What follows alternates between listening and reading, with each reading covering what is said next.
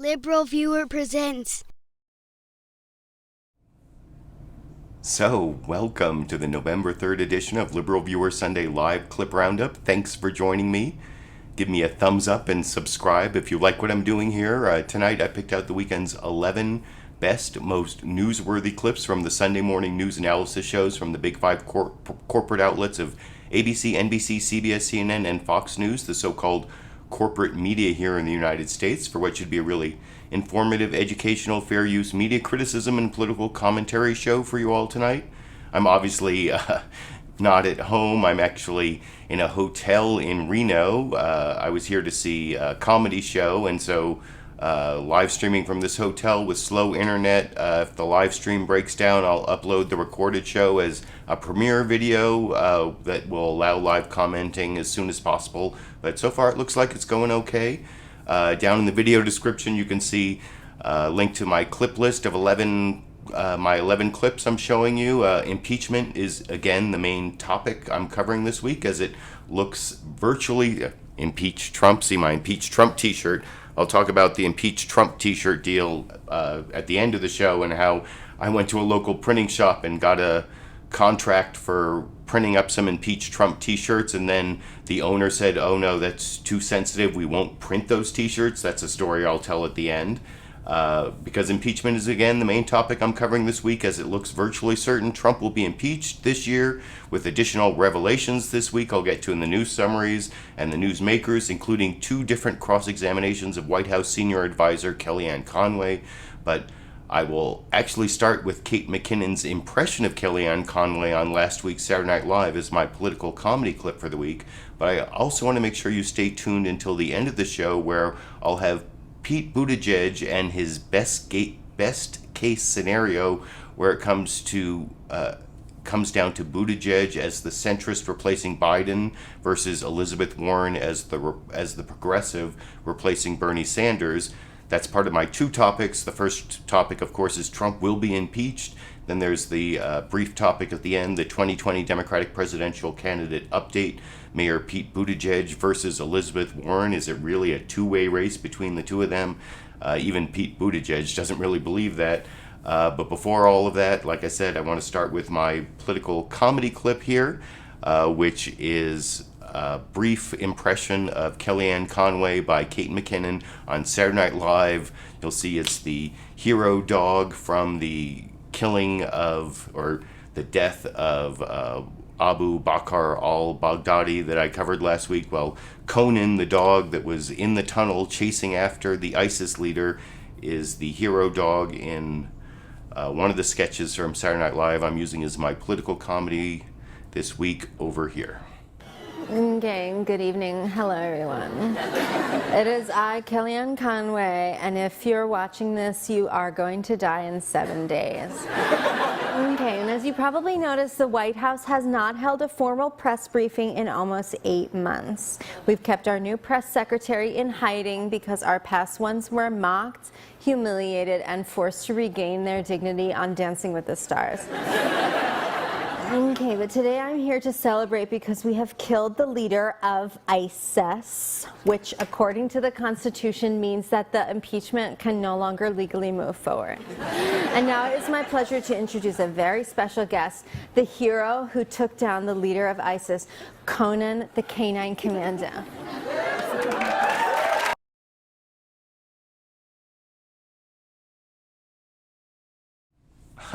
So yeah, I thought actually Saturday Night Live was not very good this week. Bill Maher was not that good this week.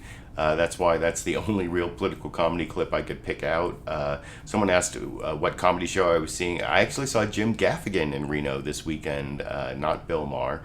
And I guess Jim Gaffigan is even more of a conservative than Bill Maher, but it's not a political show. But I just have this interest in stand-up comedians. I've actually seen a lot of stand-up comedians over the decades.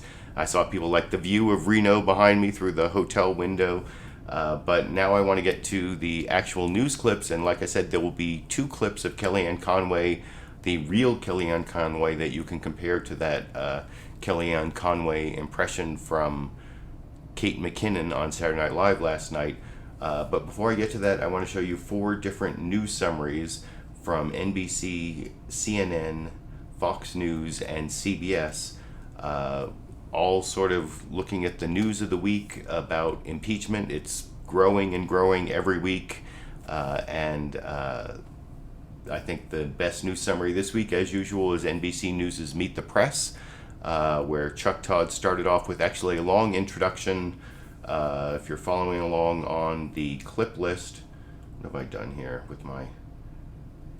if you're following along on the clip list, I can't print out my clip list, so I have to look at the PDF here.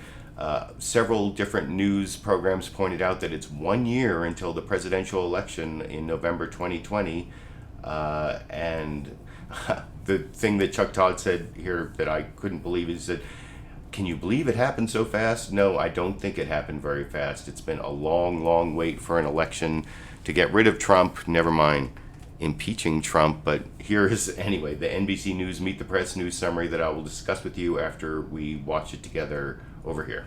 Good Sunday morning. Believe it or not, it is exactly 1 year until Election Day. Boy, that happened fast, didn't it? And on a week when House Democrats voted nearly unanimously to endorse an impeachment inquiry and Republicans were nearly unanimously opposed, we have new evidence that the country is just as divided outside of the Washington Beltway as it is inside. In our brand new NBC News Wall Street Journal poll, 49% of adults surveyed would like to see President Trump impeached and removed from office, while 46% oppose. Now, the 49% plurality is a significant change from just a few weeks ago, a 9-point net swing in favor of impeachment. But it's still close to an even split nationally. The increase comes from independents and especially from Democrats, while Republican support for impeachment has actually dropped into the single digits. Now, a lot hasn't changed, though. In head-to-head matchups, Joe Biden leads President Trump 50-41, while Elizabeth Warren leads 50-42. Those numbers are roughly where they were in July. And President Trump's approval rating remains fundamentally where it's been for 18 months, somewhere in between 43 and 46, with this poll having it at 45% approving of his job, 53% disapproving. But then there's this. 34% of registered voters tell us that they are certain to vote for Mr. Trump, while a whopping 46% say they're already certain to oppose him, with just 17% saying it depends on the Democratic nominee. Those are some very tough numbers for a sitting president. And interest, by the way, in next year's election right now is at a week before Election Day levels, and we're a year out. That's another rough sign for any incumbent, especially this one. Now, it all adds up to this: a president who may well survive impeachment, but who may not survive the election. There is an assault on our democracy coming right out of the White House. The word impeachment, to me, it's a dirty word. After a starkly partisan vote to begin an impeachment inquiry, Those in favor, please say aye. Will you all go on the record and say that the president did nothing inappropriate? Very clear, yes. Democrats are grappling with how to make a compelling public case on impeachment to a divided country. Frankly, impeachment is drowning out everything else, and I'm concerned at how divided it is. While 89% of Democrats approve of the impeachment inquiry, just 9% of Republicans do. And while 58% of independents do support the inquiry, only 43% of independents believe the president should be removed from office. Also, the calendar presents an additional messaging challenge, which is 3 months before primary voting begins. The impeachment process is based on a constitutional standard and needs to run its course accordingly. I will say that there would be a lot of benefit to Trump and Trumpism getting a resounding, thumping defeat at the ballot box, because I think that's what will be required for congressional Republicans to be reunited with their conscience. After depositions with 13 witnesses, a consistent set of facts has emerged of a president who withheld military aid to Ukraine until its president agreed publicly to investigate 2020 political opponent Joe Biden. Lieutenant Colonel Alex Vindman, the top Ukraine expert on the National Security Council, testified this week that he was told by White House lawyer John Eisenberg not to discuss his grave concerns about the president's phone call with anyone outside the White House. And he said Eisenberg ordered the transcript of the call placed in a highly classified server. The president argues the phone call with Zelensky was perfect, even joking about it at a rally on Friday. Gee, I guess there's only one way. Let's call up Ukraine for help. But with this mounting evidence, Republicans are struggling to defend the president. And some Senate Republicans are arguing for a shift in strategy. But made my mind up about the phone call. The president did nothing wrong. Democrat Terry Sewell of Alabama. I don't have any. I'll talk about. You saw.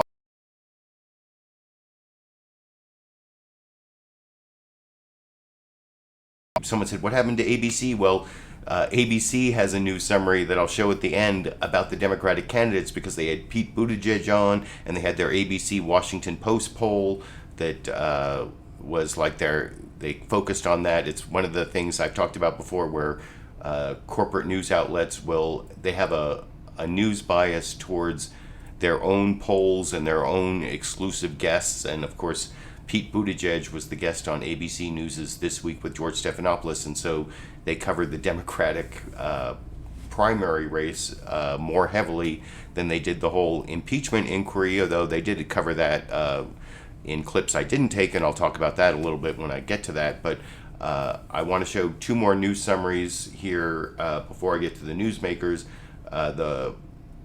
Three more news summaries. That was the NBC News Meet the Press one. This is a brief news summary from CNN State of the Union. Dana Bash was in for Jake Tapper this week. State of the Union this week, if you're following along on the clip list down in the video description, is we're in fighting mode, and then they show Trump going to the UFC fight, of course, where he got booed like he did at the World Series. And the one thing that they cover in the CNN State of the Union news summary that you didn't see in that last news summary, I don't think, was the letter that Nancy Pelosi recently sent on the impeachment issue to House members that I will talk about with you a little more after we watch that clip together over here. Hello, I'm Dana Bash in for Jake Tapper in Washington, where the State of our Union is in fighting mode. President Trump spent Saturday night at a UFC fight in New York City, perhaps fitting for a president whose own fight here in Washington is escalating to a new public phase. Thursday, the House of Representatives voted along party lines to advance the impeachment inquiry. On his way to the arena, the president slammed House Speaker Nancy Pelosi as, quote, unhinged, and called the impeachment inquiry, quoting again, a scam and a hoax. The president also said he would invite Ukrainian President Zelensky to the White House.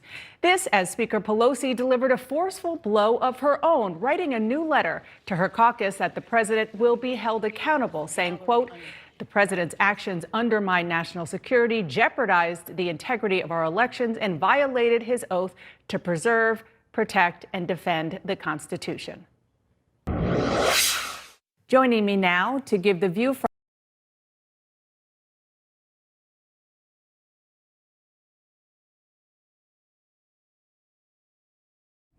Oh, sorry for that delay. I was just looking at my notes there because I don't have my clip list.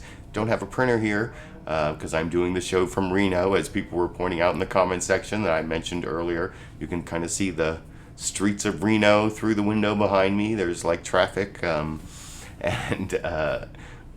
like I said, I thought the one good thing is from that news summary that you didn't, I don't think it was in the NBC News Meet the Press news summary, was that they had the quote from Nancy Pelosi to the Democratic caucus about impeachment.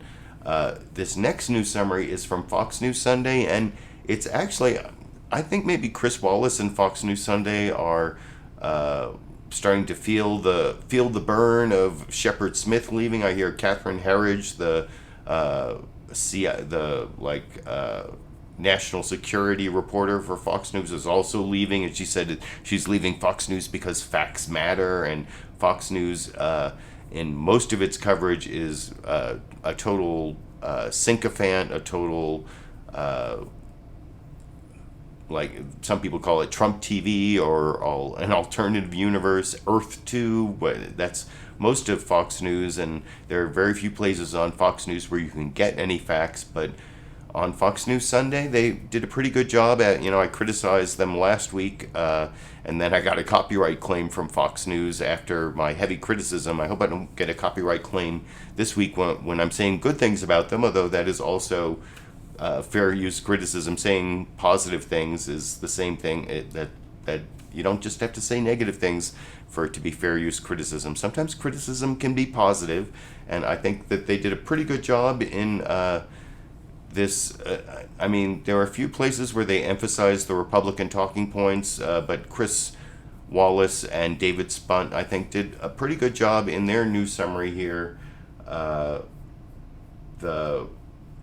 And they even covered the fact that Trump got booed at the UFC fight that you didn't hear from CNN in the Dana Bash clip earlier, which I will talk about with you a little more after we watch the Fox News summary together over here.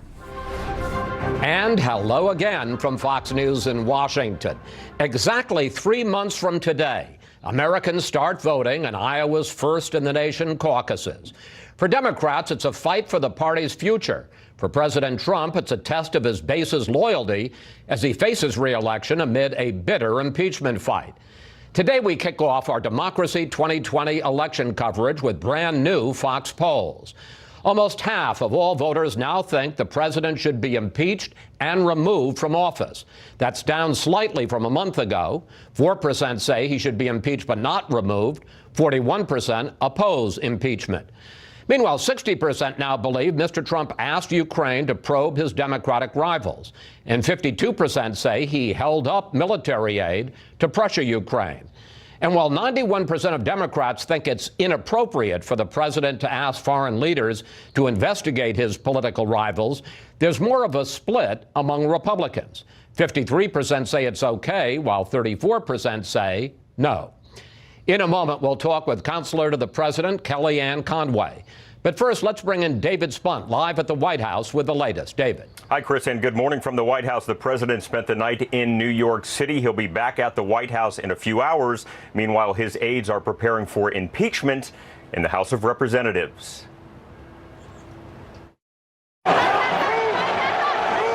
A chorus of boos and cheers greeted President Trump as he took his seat inside Madison Square Garden Saturday night to watch a mixed martial arts fight. It's the second time he's been booed at a sporting event in a week. This is his first visit to New York since announcing he changed his official residence to Florida. Before heading to New York, he stood his ground on impeachment. The Republicans have never been this unified, and this whole impeachment scam, that's exactly what it is. It's a scam. It's a hoax. The president says his phone call with Ukrainian President Volodymyr Zelensky was, quote, perfect. Zelensky was in talks to visit the White House late this summer, but it never happened. I asked the president if and when he would invite Zelensky to the White House, given the current circumstances. I would love to have him come to the White House if he'd like to come, and I think he'd like to come. On Thursday, House Democrats voted to move forward with the impeachment investigation, but a final vote to impeach the president has yet to take place. This is about the Constitution and how we go forward with this, and no decision has been made to impeach. That's what the inquiry is about. House Speaker Nancy Pelosi promised public hearings this month, opening the curtain to a process Republicans say has been closed. Looking ahead, lawmakers hope to meet with Energy Secretary Rick Perry this week. Also, former National Security Advisor John Bolton. I say hope because both men say they will only appear under certain circumstances. Chris. David Spunt reporting from the White House. David, thank you. And like I said, I think Chris Wallace and David Spunt did a pretty good job there. If I have any criticism, I think it's that they focused a little bit too much on process and not the substance of the charge. You know, the charge against Trump is that it's not just the phone call and the transcript, which isn't really a transcript of the phone call of his conversation with the president of Ukraine, Volodymyr Zelensky, back on July 25th. It was a sustained effort, and you'll see Chris Wallace talking about this with Kellyanne Conway in just a minute.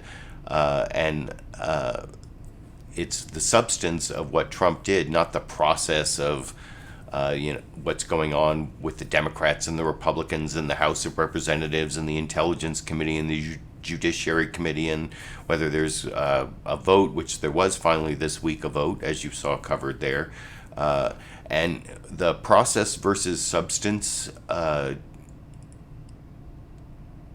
difference or distinction is what I'm going to be pointing out in several clips coming up here. Especially, I'm going to criticize CBS News's Face the Nation and Margaret Brennan.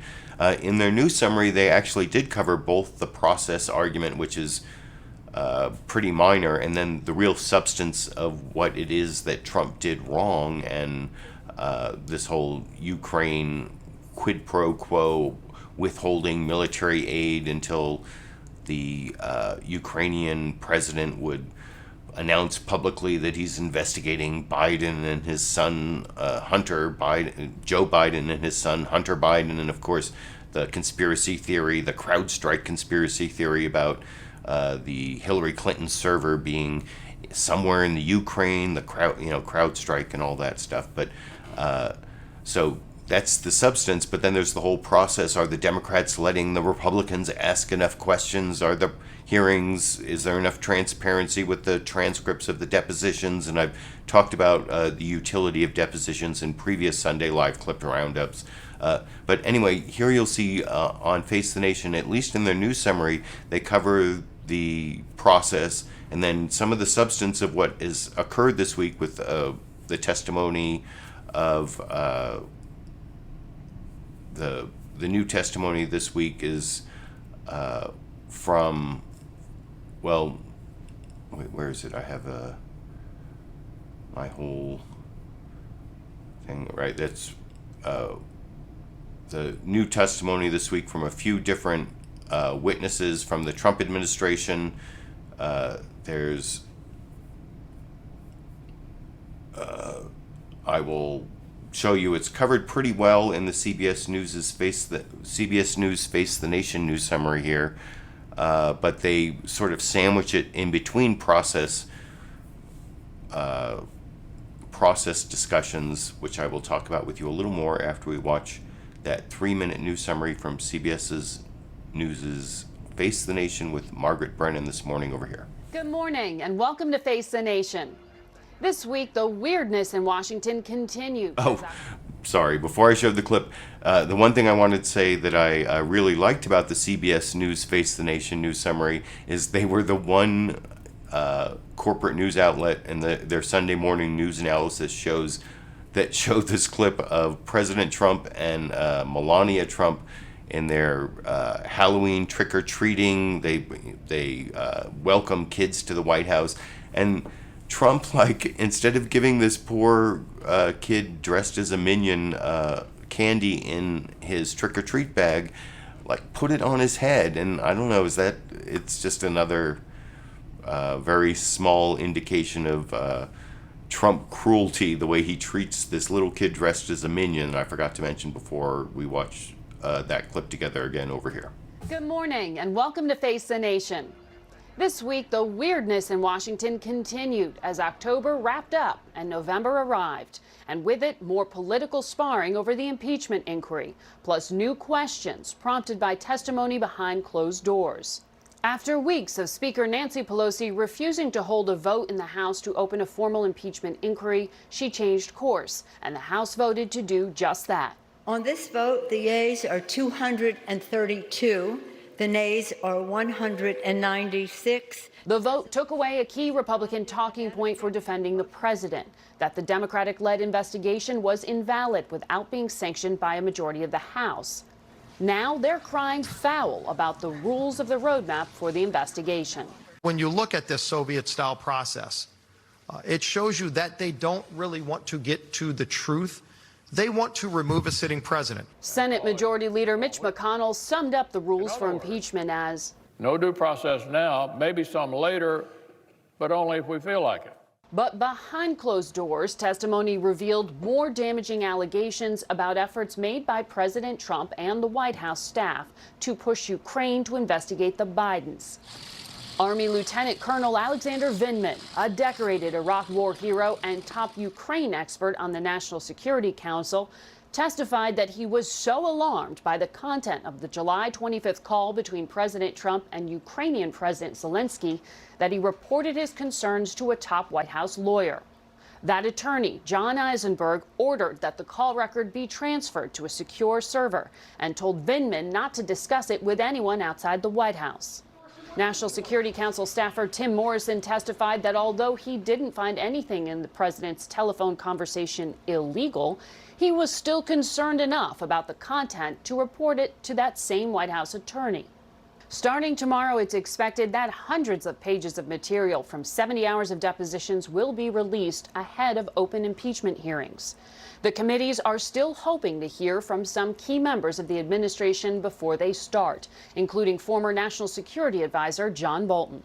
Republicans say they want to call their own witnesses, possibly former Vice President Biden's son Hunter. But with just 2 months left before the Democrats' self-imposed deadline to wrap things up before 2020, time is of the essence. When do public hearings start? They'll be soon. Could you be vaguer? Today, we hope to answer some of those questions about what's ahead for the impeachment process. We begin this morning with someone who was right at the president's side last night, House Minority Leader Kevin McCarthy. And like I said, that news summary from Margaret Brennan on CBS News' Face the Nation wasn't bad in terms of, I mean, there was a little bit too much process, but they had the substance of the charges of the impeachment inquiry against Donald Trump. The substance there was sandwiched in between discussion of process and the testimony from Hill and the testimony from, wait, hold on, let me look, from Taylor and the testimony from Vindeman. Well, Bill Taylor was last week I talked about, but the Vindeman testimony was this week, and that was pretty damning to the Trump administration, and that was important substance, and it did get reported in by CBS News' Face the Nation by Margaret Brennan there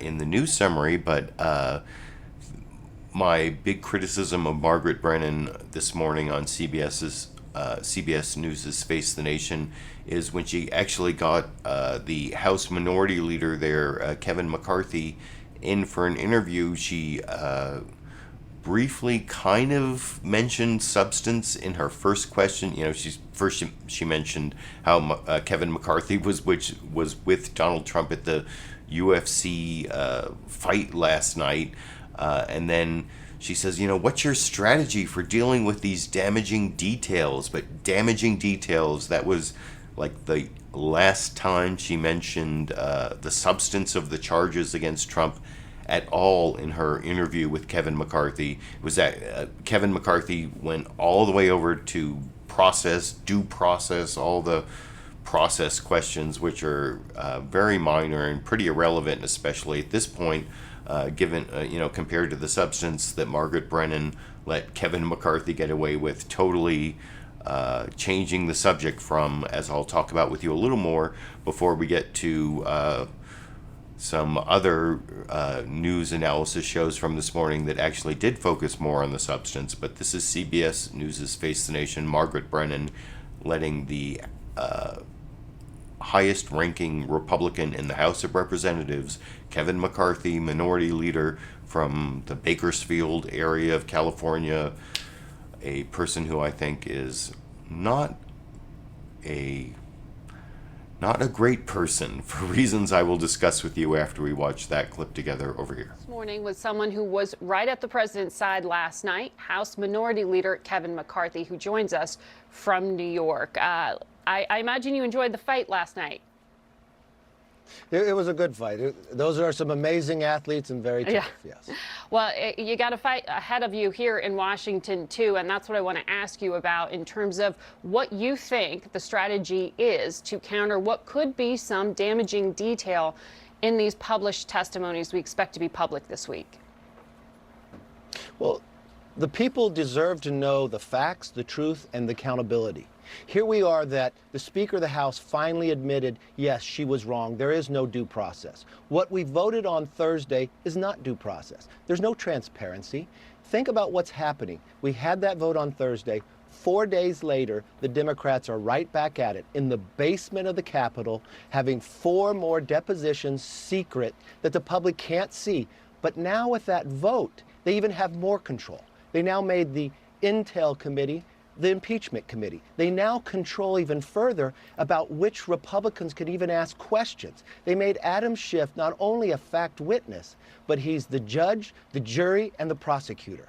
That is unheard of. And if you take what Nancy Pelosi, the Speaker of the House, said just last March, that impeachment is so divisive to this nation, unless it is more compelling and overwhelming and bipartisan, we should not go forward. Yet Thursday's vote, the only bipartisan vote, was not to move forward, was no. Never in our history have we ever moved through with such a partisan impeachment movement.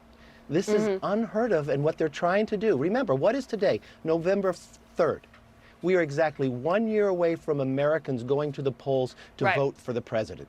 They're trying to change the outcome of 2016 and influence the next one. Well, Republicans will be able to ask questions of witnesses and call their own. Who is it in the public hearings that Republicans want to hear from? Well, Margaret, that's not true.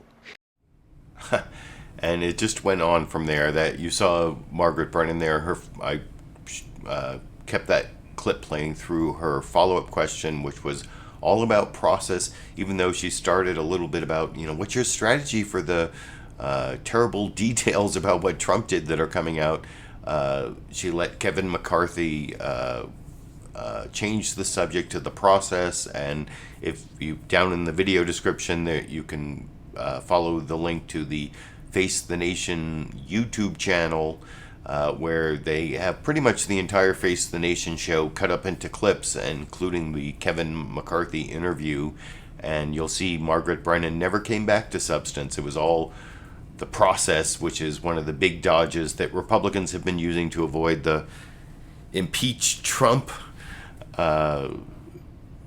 increasing popularity of the impeachment of Donald Trump.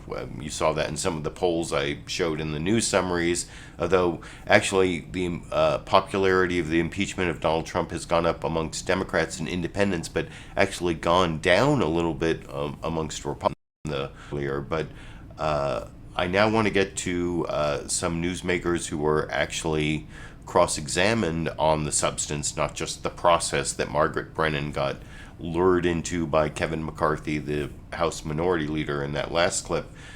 First, I want to show you two different cross-examinations of Kellyanne Conway. First from Dana Bash on CNN State of the Union, and then from Chris Wallace on Fox News Sunday, who does a really good job up until the very last few seconds that I'll criticize him for his cross-examination. But first, Dana Bash cross-examines Kellyanne Conway on just, is it the question that is really the burning question for all Republicans, is it appropriate for the President of the United States to ask a foreign leader to investigate his political rival? I mean, that's sort of the basis of this whole impeachment inquiry, and so that's what Dana Bash focuses in on in terms of substance. She also talks about the whole quid pro quo thing in part of the interview that I don't show, but of course you can see the entire interview at a link I put down in the video description. But here is about 5 minutes of Kellyanne Conway dodging and weaving on just the issue of whether it's okay for a president to ask a foreign leader to investigate his political rival over in this clip. Thank you so much for being here this morning. Let's just start with the basics. The President of the United States asked a foreign power to investigate a top political rival. We read it in the summary of the July 25th call. We also saw him do it in public. Was that appropriate? Well, I have the transcript of the call right here, and I'd like you to show me where that is. I mean, you can circle where there's a quid pro quo. You can circle where I'm not asking about where he mentions 2020, where the president mentions holding up aid. The Ukrainian president has said he didn't realize any aid was being held up. Quote, he felt no pressure. And this entire phone call is about two presidents of respective countries talking about how they got elected. The president of Ukraine says, I modeled it after you, draining the swamp.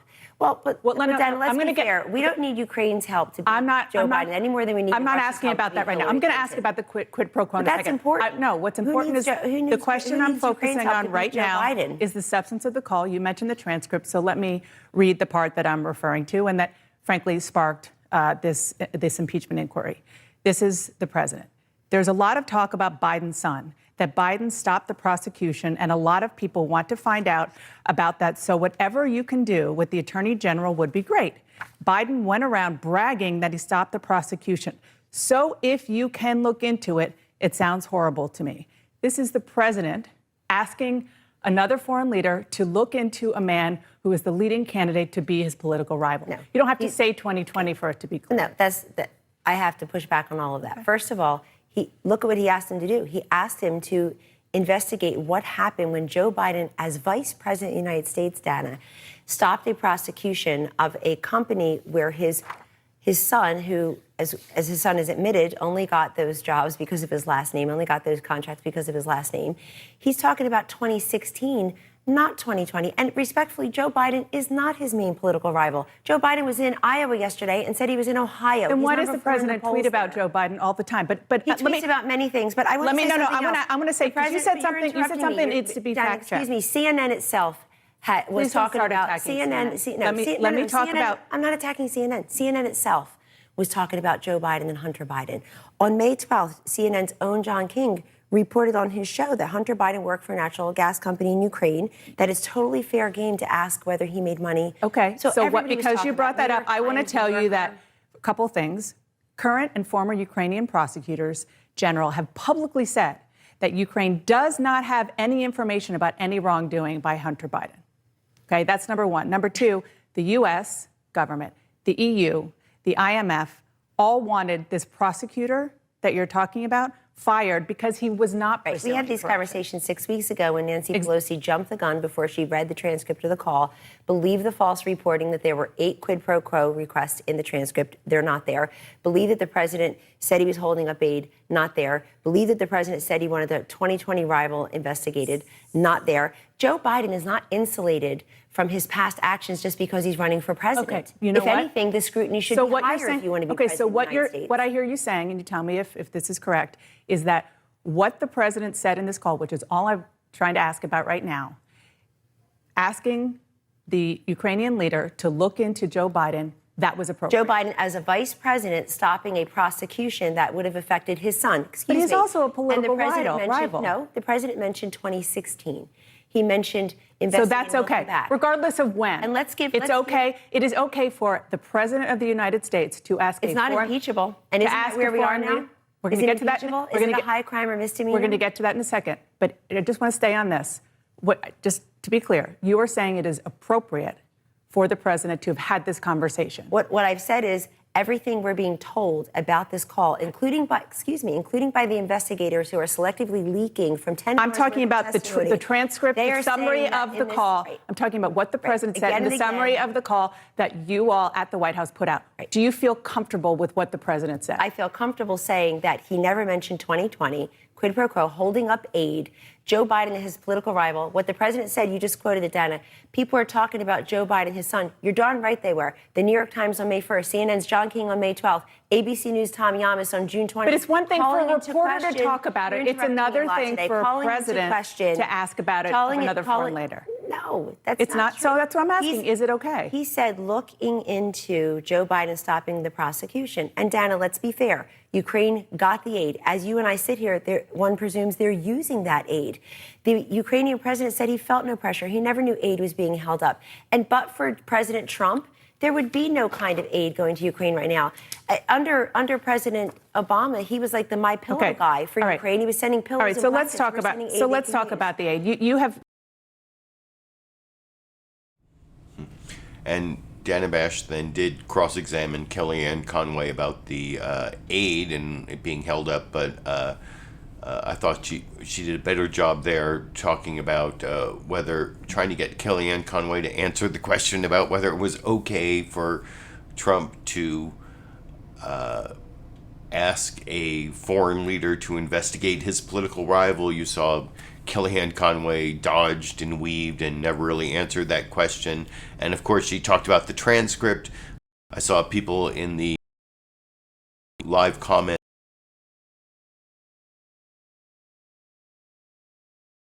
right on the document that this is not a word-for-word transcript. It is a amalgamation of multiple people saying, and apparently Vindman colonel that taken out of House approved, and so Janet Bash did a good job on her cross-examination of Kellyanne Conway in that last clip on that issue.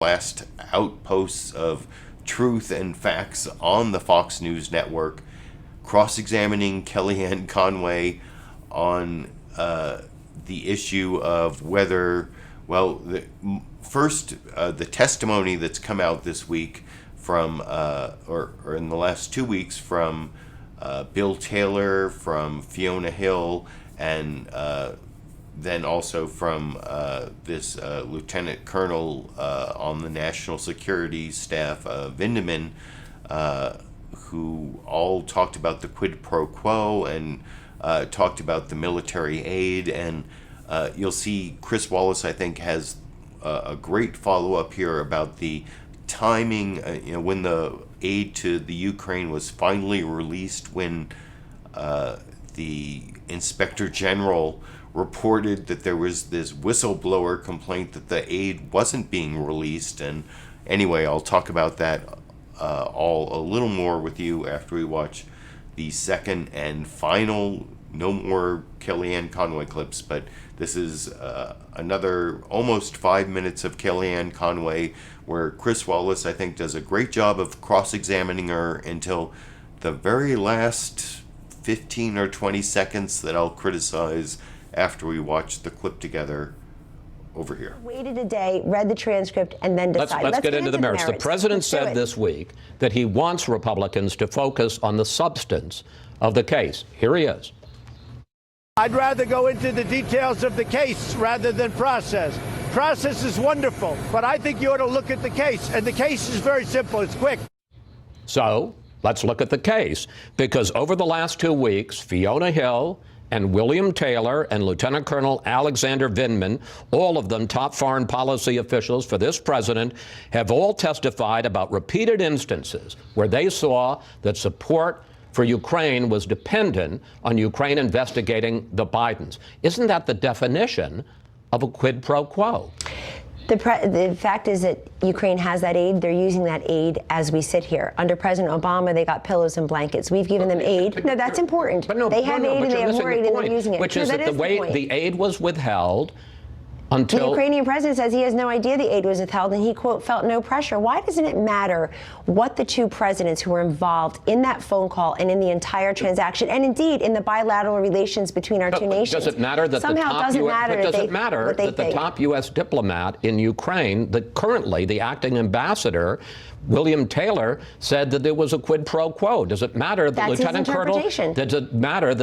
Colonel Vindman, who was actually on the call, was so upset about it afterwards, he went to see the NSC lawyer? Yes, and by the way, I'll never question his patriotism. I do question his interpretation and why it would be relevant in this case, because it was rejected. And in fact, the Washington Post and New York Times this week, Chris, said that what Lieutenant Colonel Vindman suggested be added or corrected in the transcript would not have, quote, fundamentally changed what the lawmakers believe of that call. It did not affect the ellipses that are there. So we cannot impeach a president of the United States based on an interpretation of any staffer, Vindman, me, anyone else. We impeach presidents of the United States sparingly in this country because it has to be such an extraordinary moment that 67 United States senators say that president who's been democratically elected and likely will be again in one short year needs to be removed. Let's just, for the sake of the argument, say, because it wasn't just a phone call. There was a long campaign by Rudy Giuliani and some others like Gordon Sondland, Kurt Volker before the call, and a long campaign by those same people after the call. This went on from the spring of 2019 up until September of 2019. Let's just say that President Trump did condition giving the military aid, withheld it, and said it will be given out only if you investigate Joe Biden. I haven't seen it anywhere. Is that an impeachable offense? You're giving me is that a high crime and misdemeanor? I wouldn't think so. But you're giving me a hypothetical. In other words, you're giving me a hypothetical. I'm just saying, I think it's a clarifying question. If all of it is true, are you saying that it's impeachable or not? Let's have these hearings. We're going to remove a president of the United States based on the fact that a couple of news outlets insisted, they still have their jobs, unfortunately, insisted that there were 8 quid pro quos in here, that he asked to investigate Biden as his political rival. I don't see anything in this transcript, maybe you can circle it for me, about 2020, about Biden as his political rival, about holding up aid, about quid pro quo. Zelensky is talking most of the time about how he learned so much from Donald Trump, drained the swamp. He's complaining about Merkel and Macron, not Trump and the U.S. in terms of helping out Ukraine. He knows he's getting more aid from Ukraine than he ever got from the US. Let's talk about the timeline, because one of the things that you and other White House officials say, well, the aid was given anyway. That's important. They're using it right now as we speak. Okay, Ukraine but let's talk about the timeline for giving the aid. Let me put this up. The aid was held up all summer, and it was finally released on September 11th, a month and a half ago. Here's the timing. 2 days before, the Inspector General informed the House Intelligence Committee about the whistleblower complaint. Kellyanne, the president didn't release the aid until the story was out. You're trying to make that causation where it may be coincidence. I find it an awfully interesting coincidence. Well, they've got their aid, and that's what's important. And why does it not? But how the aid came out, it was held up all summer till the 11th of September, and the only reason it came out was because... No, don't say that. Don't go there. You don't know it had already... You have no idea that's why it was held up. So you think it's a coincidence that the whistleblower complaint comes on the 9th and the aid is released on the 11th? You're suggesting that's a coincidence? Well, I'm suggesting that you don't know what you were just about to say to be true. That the only reason it came out was because 2 days before a whistleblower that Schiff's staff was nefariously colluding with. Adam Schiff was colluding with the whistleblower, apparently. All right, one final question. The Washington Post reports that a growing number of Republican senators are concerned about the... So you see, my one criticism of Chris Wallace there is he didn't really completely follow up with Kellyanne Conway there on the substance issue about whether she knows whether the aid was the military aid was held up till September 11th, 2 days after it became or that the Inspector General reported that about the whistleblower complaint, and Kellyanne Conway, she's a senior advisor to President Trump and the White House. She probably knows why it is that for months the White House held up that military aid to the Ukraine, and various parts, there's various reporting on how different people in the Ukraine realized that aid was being held up. So that's the big quid pro quo, and that I don't know how that's going to turn out, but you heard all the dodging and weaving from Kellyanne Conway, and my one criticism of Chris Wallace is that he never really got Kellyanne Conway to answer his important question about, she is a senior advisor. She probably knows, was that aid held up and only released when the whistleblower complaint was about to become public, or was being released to the Democrats in the House of Representatives, and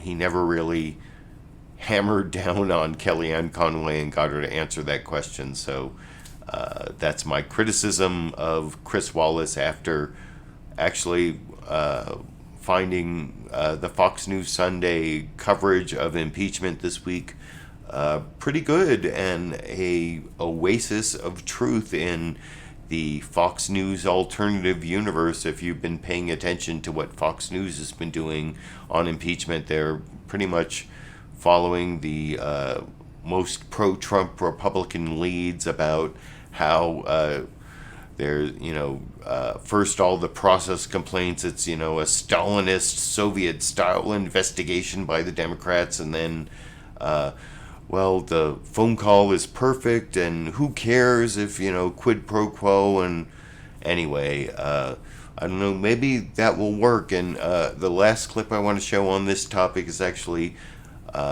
Democratic presidential hopeful Andrew Yang, who had an interview, a couple of interviews, one on NBC News' Meet the Press with Chuck Todd, I'm going to show you, and then he and his wife both had an interview on CNN's State of the Union. I'm not going to show you a clip of that interview, but here is Andrew Yang giving a warning about focusing too much on impeachment when we really need, as Democrats, to focus on what are we going to do in terms of policy in a post-Trump America, as the final clip in the Trump will be impeached, not necessarily removed. Impeachment, of course, is just an accusation of wrongdoing by the House of Representatives requiring a majority vote.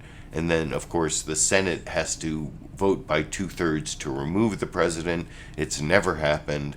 And so Andrew Yang may have a point in this next clip that Democrats also have to focus on post-Trump policies, which I will talk about with you a little more after we watch the last news clip in this main topic over here. Companies. Let me ask you about impeachment. You have said you are in favor of this inquiry going forward.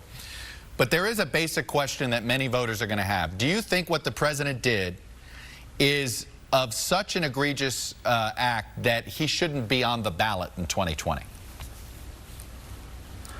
Well, I agree with the panel discussion that you just had. I am for impeachment, but the fact is when we're talking about Donald Trump, we are not presenting a new way forward and a positive vision for the country that Americans will get excited about. That's the only way we're going to win in 2020, and that's the only way we're going to start actually solving the problems that got him elected. Even when we're talking about impeaching Donald Trump, we're talking about Donald Trump and we are losing. And yet you talk about Donald Trump quite a bit in your rallies because you seem to want to appeal to former Donald Trump supporters. Well, if you listen to my rally speech, Chuck, the vast majority of it is just about the challenges that Americans are experiencing every single day. These challenges preceded Donald Trump. They will still be with us after Donald Trump is out of office. And if we don't get to work solving these problems, then we're just going to be trapped in this endless food fight, and the American people deserve much, much better. Let me ask you one question that has to... So I think Andrew Yang has a definite point there about Democrats needing to articulate policy goals in addition to the impeach Trump message. And the although I like the way Chuck Todd followed up in his questioning of Andrew Yang about how, well, you know, you talk about Trump a lot, and Andrew Yang, his answer there was that he's focusing on a post-Trump America, and I would really like to focus on a post-Trump America. Impeaching Trump is not removing Trump, and the chance of removing Trump through that constitutional process is very low. No, you know, like I said before, if you are familiar with the Constitution of the United States, this is the ACLU Constitution that I give out to my patrons on Patreon if they donate $10 a month. At the $5 a month level, I give out this #LiberalViewer weatherproof vinyl sticker, which I also give out at the $10 level with the ACLU Constitution. And if you've read your ACLU Constitution, you know that it takes only a majority of the House to impeach the president, but it takes 2/3 of the senators, 2/3 of the senators present, which doesn't necessarily mean 67. It depends on how many senators show up.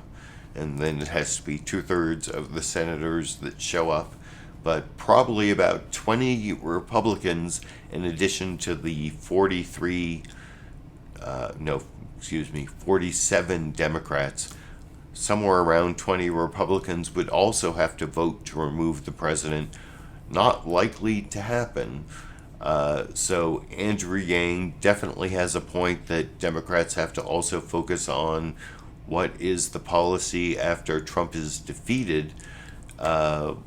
But speaking of the Democratic presidential candidates, I now want to move on to the brief topic I promised at the end about Pete Buttigieg versus Elizabeth Warren? Is that where the Democratic presidential campaign is going to end up? Well, you might think that if you watch the ABC News this week with George Stephanopoulos' news summary from, like I said, this is the way the corporate news media is biased in that they will focus their news reporting on things that where they have an exclusive interview or they have a new poll, and in this case ABC both has a new poll and an interview with Pete Buttigieg, so they really focus on Pete Buttigieg as the wonder candidate, I think, in their news summary, that, you know, it's going to come down to him versus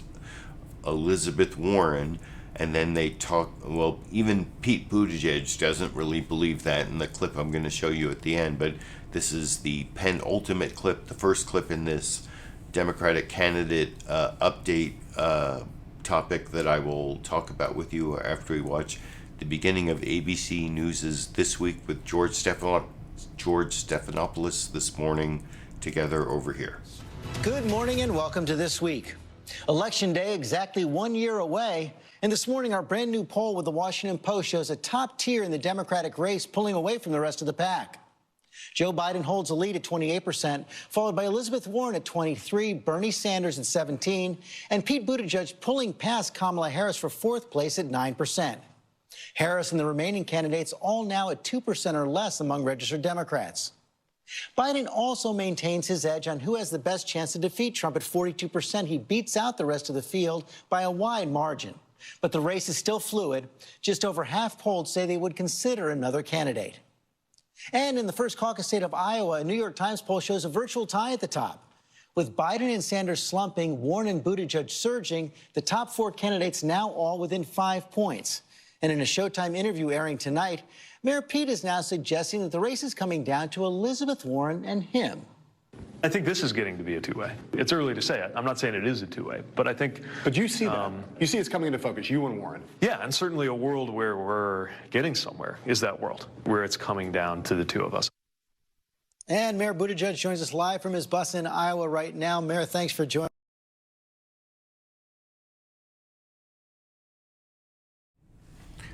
So, like I said, I think you can see that ABC News has the bias of all the corporate news media that when they have an exclusive guest or they have a new poll, they will bias their news coverage towards this.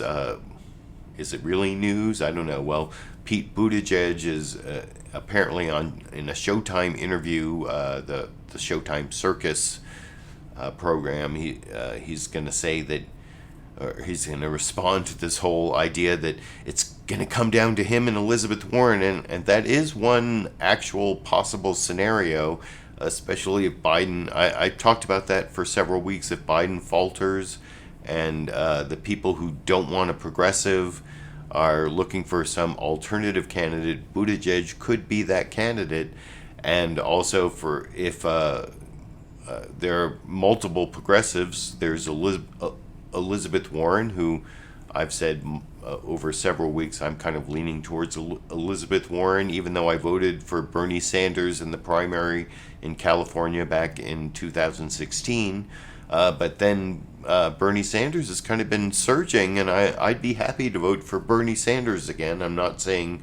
I think that Elizabeth Warren may be a slightly better messenger for a very similar message to what Bernie Sanders was advocating in 2016, but I know a lot of people will disagree with me on that in the comment section, but I can see a scenario where it would end up being Buttigieg versus Warren, or I could see a scenario where it's going to be Biden versus Sanders, who knows, but here's Buttigieg himself in this next clip talking to George Stephanopoulos on ABC News' This Week. First talking about how even he doesn't believe it's come down to a two-way race between Buttigieg and Warren, but then he tries to say that he would beat Warren because he represents the majority of Americans, including Democrats and some centrists and Republicans, while Warren would be too polarizing. And I don't know if I buy that, and I'll talk about all of that a little more after we watch this final news clip together from the live stream tonight over here. Thanks for joining us this morning. Two-way race? Not yet. No. Look, there is a tremendous amount of energy for a range of candidates who are extremely capable. I'm proud to be part of the most diverse field, I think, ever in Democratic presidential politics, and some formidable competition. But what I will say is there's amazing energy behind our campaign right now. We're seeing it on the ground here in Iowa. We're seeing it pick up in a lot of places. And I think voters are really narrowing down their choices. And instead of just getting to know us, now they're really making up their minds. And we're getting tremendous response for my message of bold changes that we can also get together around. And my campaign is based on the idea. Sorry, you're talking about these contrasts with Elizabeth Warren. I want to get to Medicare for All, which is a major contrast. But lay out the broader case. What is the big difference between you and Elizabeth Warren? Not true is that hers is the only solution. This my way or the highway idea that either you're for kicking everybody off their private plans in 4 years or you're for business as usual. It's just not true. I'm proposing Medicare for all who want it. Now, if we do that, that's the biggest change in American healthcare in 50 years. The difference is the way I would do it, you get to keep your private plan if you want to. I trust you to make that decision. You used to be for broader Medicare for all. You didn't qualify it in any way. Is your main argument? And I don't know if you can still even hear me. I noticed there was a big problem with the live stream during that clip. I don't know if it's been resolved here. Are you there? Can anyone hear me? Can anyone hear me? Hello, hello. I don't know. You can let me know down in the comment section if you can still hear me at this point. I think the live stream problem has been fixed here, but it takes a minute or two for it to be. And I apologize if you could not see that entire Pete Buttigieg clip there. And what is it? 622, 624 maybe. I mean, it looks like the streaming, whatever, that's what I get for doing a live stream from a hotel in Reno, but I apologize for any problems with the live stream. I'm hoping it actually begins working out, and I also especially appreciate the people who supported my live stream. What's going on here in the live comment section? Oh, we hear you now. Okay, loud and slurred, just like I like you. Okay. Okay. So I guess I'm back live streaming again here. So I want to thank the Super Chat contributors to the live stream here.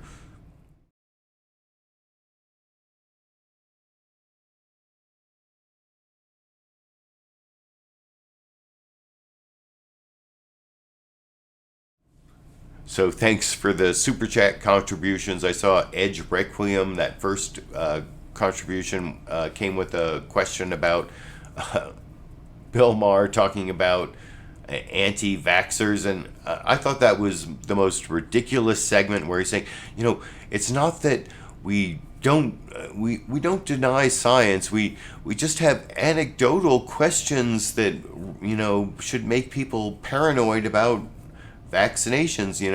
We're in favor of vaccinations, but not for everyone, and we want to raise questions. And yeah, no, that was kind of ridiculous. And let me look here. My live stream is now okay, so I guess whatever glitch there was there in the Pete Buttigieg clip, I apologize for that. And I'm just about finishing up here. I did want to mention, I'm wearing this Impeach Trump t-shirt that I got off Amazon, but I've got a quote from a local t-shirt printer about my own impeached Trump t-shirt that I would give out to my patrons on Patreon. You can become a patron on Patreon at a link down in the video description. I thought I would do it for all my current patrons, and then for new patrons at the $15 level, or for those who contribute through PayPal at the $15 level, I'd give out these impeached Trump t-shirts. And that was based on a quote that I got from a local t-shirt company, Creative Impressions, here in Sacramento, from an employee there. But then I got an email from the owner like a week later saying, oh, sorry, you know, there's some t-shirts we think are too sensitive to print, and this is one of them. So we won't be printing your t-shirt, from the owner of that store. And so I've been scrambling to get someone else to print the t-shirts. I've got a couple other quotes. It looks like I probably won't have a t-shirt to wear that will be an exact copy of the t-shirt I'm offering to you till the 2 weeks from tonight on my Sunday live clip roundup. So look forward to that. It may be a little more expensive than $15 depending on where, you know, what price I can get the t-shirts printed for you, but I apologize for that. And then for the Dash and Sandy fans out there, well, of course, I'm here in Reno. I don't have Dash and Sandy with me, but I did take a clip of Dash and Sandy briefly interacting yesterday before I left Sacramento for this strange Reno live stream. Here is the brief Dash and Sandy clip to end the show tonight over here. Electoral issues that are going to be a huge challenge for Democrats, and so that's why we need massive turnout. And I would just say one more thing. Part of how we get that massive turnout is we have to continue to expose Donald Trump's. So there you go, Dash and Sandy interacting before I left. You heard some of AM Joy on MSNBC, I think, in the background from yesterday, Saturday. I will be back next Sunday with a live clip roundup without all these glitches. I apologize for the internet upload speed problems here in Reno at this hotel. This should be my last on-the-road live stream for 2019. The rest of the year I will be focusing in on impeachment. I will have impeach Trump t-shirts that you can purchase from me or donate to my live stream. If you like what I'm doing, like I said, give me a thumbs up, give me a supportive comment. I will be back next week and every Sunday for at least the next year, because of course election 2020 is 1 year from today, and I will definitely be doing my live streams for at least the next year. And until I'm back next week, or until I have some reason to upload some other type of video, I guess I will be seeing all of you around the internet.